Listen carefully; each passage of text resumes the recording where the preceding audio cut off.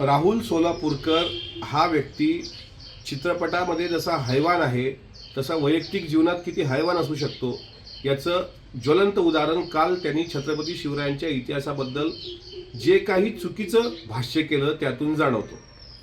अगदी रियाज सत्कार सरदेसाईंपासून ग.ह. खरेंपासून जयसिंगराव पवार साहेबांपर्यंत अनेक इतिहास संशोधकांनी छत्रपती शिवाजी महाराजांच्या आग्र्याच्या इतिहासावर भाष्य केलेलं आहे, संशोधन केलेलं आहे।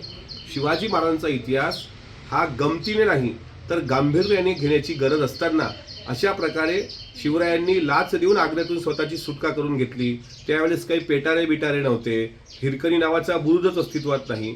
अशी अकलेचे तारे तोडण्याची हिंमत सोलापूरकर नावाच्या एका विकृताची झाली कशी?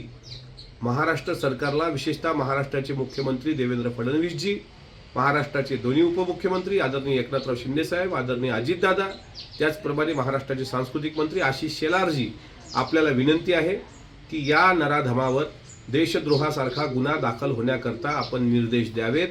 छत्रपती शिवाजी महाराजांच्या इतिहासाशी जर अशी प्रतारणा वारंवार होत असेल, म्हणजे आपटे गेला का सोलापूरकर उठतो आणि परत एखादी विकृती जन्माला येते, या विकृतीला वेळीच आळा घालावा।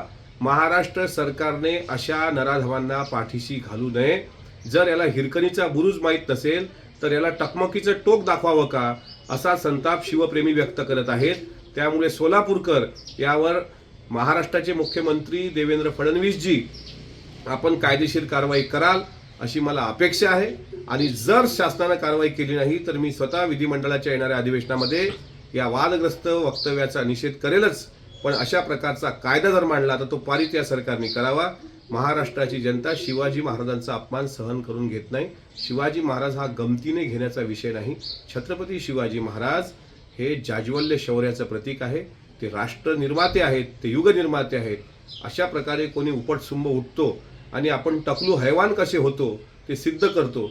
म्हणजे एखाद्याच्या डोक्यावर केस नसले तर तो किती हैवान असू शकतो याचं उदाहरण राहुल सोलापूरकर आहे। अशा हैवानाला वेरीच आवर घाला, याच्यावर कायदेशीर कठोर कारवाई करा।